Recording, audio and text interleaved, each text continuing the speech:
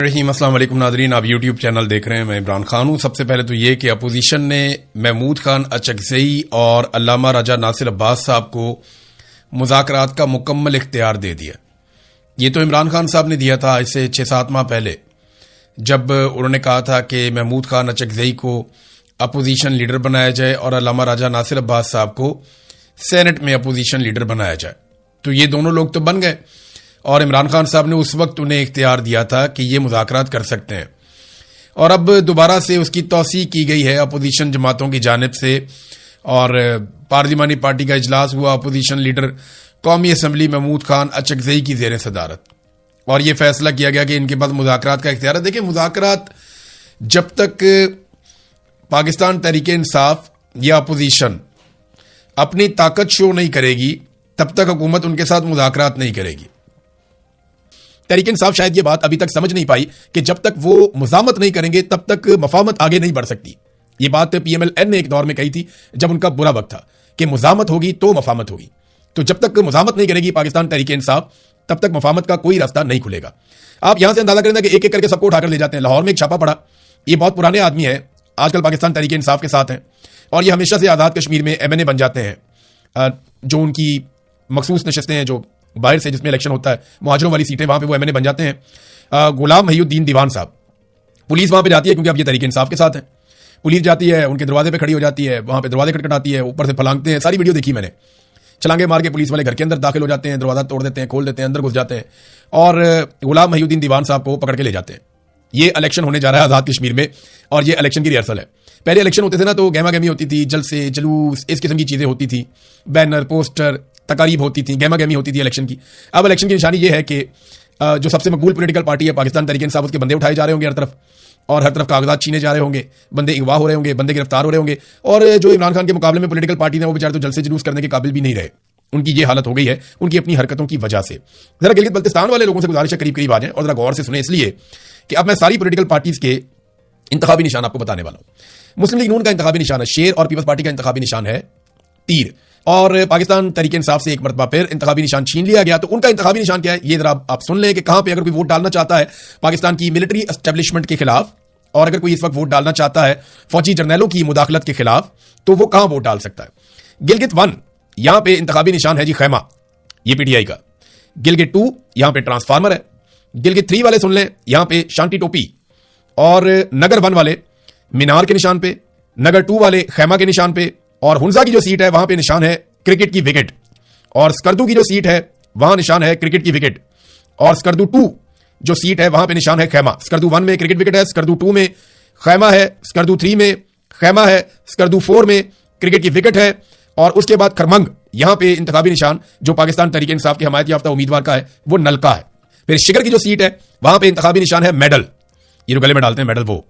پھر استور کی جو سیٹ ہے اس کا انتخابی نشان ہے شانتی ٹوپی۔ پھر دیامر 1 میں انتخابی نشان ہے کرکٹ کی وکٹ، دیامر 2 میں انتخابی نشان ہے کرکٹ کی وکٹ، دیامر 3 میں انتخابی نشان ہے کرکٹ کی وکٹ، اور دیامر 4 میں انتخابی نشان ہے کرکٹ کی وکٹ۔ پھر جناب غیظر 1، یہ بہت خوبصورت علاقہ ہے، بڑا شاندار، بڑا مزہ آیا تھا یہاں جا کے۔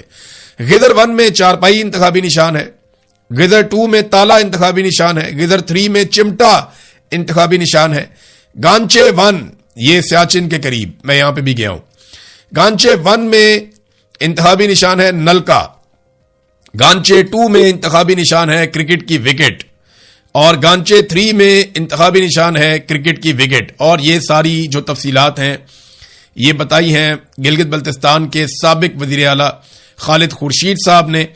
تو یہ جناب ایم ڈبلیو ایم کے ساتھ پاکستان تحریک انصاف کا اتحاد ہے، اور انہیں یہ انتخابی نشان ملے ہیں، اور ان انتخابی نشانات کے اوپر یہ الیکشن لڑیں گے سارے مل کر۔ لیکن اگر عوام اکٹھی ہو جائے اور وہ اس بات پہ متفق ہو جائے کہ انہوں نے اپنا مینڈیٹ نہیں جانے دینا، تو بڑی مشکلات پیدا ہو سکتی ہیں ان کے لیے۔ فضل الرحمان صاحب، ناظرین بڑی مزیدار خبر یہ ہے کہ فضل الرحمان صاحب احتجاج کر رہے ہیں مہنگائی اور لوڈ شیڈنگ کے خلاف۔ فضل الرحمان صاحب، آپ کو اپنے خلاف احتجاج کرنا چاہیے۔ آپ کی پارٹی مہنگائی اور لوڈ شیڈنگ کے خلاف اس لیے احتجاج نہیں کر سکتی کہ انہی چیزوں کو بہتر کرنے کے لیے آپ نے عمران خان کی حکومت گرائی اور آپ سازش کا حصہ بنے، اور اب آپ اپنے منہ سے بتا چکے ہیں کہ آپ نے پاکستانی فوج کے جرنیلوں کے کہنے کے اوپر ان کے ساتھ بیٹھ کر یہ طے کیا کہ عمران خان کی حکومت کو کیسے گرایا جائے گا، اور جرنیلوں نے آپ کو جو حکم دیا، یہ آپ خود بتا چکے ہیں کہ جنرل باجوہ نے اور اس وقت کے ڈی جی ISI نے، جنرل فیض نے، ان لوگوں نے آپ کو حکم دیا تھا کہ عمران خان کی حکومت گرا دی جائے، اور آپ نے عمران خان کی حکومت گرا کر PDM کی سرکار بنائی تھی۔ تو فضل الرحمان صاحب، آپ احتجاج نہیں کر سکتے، بلکہ آپ کے خلاف احتجاج ہونا چاہیے۔ آج پاکستان جس صورتحال کا بھی شکار ہے، اس میں سب سے بڑی رسپانسبلٹی، جو سب سے بڑا ہاتھ ہے کسی بھی سیاستدان کا، وہ نواز شریف کا اور آپ کا اور آصف علی زرداری کا ہے۔ آپ تینوں لوگ برابر کے مجرم ہیں، اور آپ تینوں لوگوں کے نہ صرف کیسز ختم ہوئے، بلکہ آپ بڑی انجوائے والی زندگی پاکستان میں گزار رہے ہیں۔ آپ کی طرف تو کوئی گرم ہوا بھی نہیں آتی۔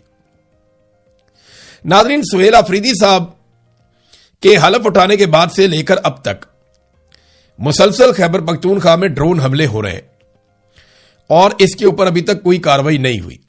مختلف اطلاعات کے مطابق اب تک 50 کے قریب ڈرون حملے ہو چکے ہیں۔ سہیل آفریدی صاحب جب آئے تھے تو انہوں نے بڑے زبردست دعوے کیے تھے کہ وہ یہ کریں گے، وہ کریں گے۔ ڈرونز کے اوپر عمران خان صاحب نے FIR درج کرنے کا بھی کہا تھا، اور کہا تھا کہ زیرو ٹالرنس کی پالیسی اس پر ہونی چاہیے۔ لیکن اب آپ یہ دیکھیں کہ سہیل آفریدی صاحب کی طرف سے خاموشی ہے، نہ کوئی مقدمہ درج ہوا، نہ کسی کو ذمہ دار ٹھہرایا گیا۔ انہیں اس کے اوپر ضرور کارروائی کرنی چاہیے تھی، کیونکہ اگر تو ان کا یہ دعویٰ تھا، اور وہ اس دعوے کے ساتھ آئے تھے کہ عمران خان کا حکم ہے کہ ڈرون حملے نہیں ہوں گے، اور ڈرون حملے ہوں گے تو ہم کارروائی کریں گے۔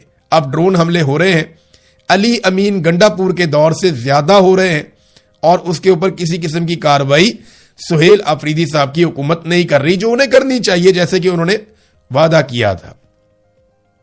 ناظرین، قومی اسمبلی میں ایک شخص نے ویڈیو بنا لی حنیف عباسی کی، اور اس ویڈیو کے اوپر رولا پڑ گیا۔ لڑائی اصل میں دو حکومتی لوگوں کی ہے، ایک کوئی ناصر بٹ ہے اور ایک حنیف عباسی ہے، ان کا آپس میں کوئی جھگڑا چل رہا ہے۔ اب اس میں رانا ثناء اللہ صاحب کا سٹیٹمنٹ بڑا مزے کا ہے، وہ کمیٹی بنی ہوئی۔ رانا ثناء اللہ صاحب کہتے ہیں کہ جناب ہم تو سزا دیں گے، ہم تو چھوڑیں گے نہیں اس بندے کو جس نے خلاف ورزی کی ہے قانون کی، اور اس نے یہاں پہ ویڈیو بنائی ہے، اس کے خلاف تو قانونی کارروائی ہوگی۔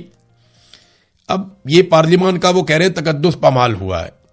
میرا ایک سوال ہے رانا صاحب، اسی پارلیمان سے نقاب پوش لوگ آئے اور انہوں نے آئینی ترمیم کے لیے یہاں سے MNAs کو جبری طور پہ اغوا کر لیا، اور اسی پارلیمنٹ کے اندر وہ گھسے، اس کو بریچ کیا، یہاں سے بندے اٹھا کر لے گئے۔ اس وقت تو آپ کی پارلیمان کی توہین نہیں ہوئی تھی۔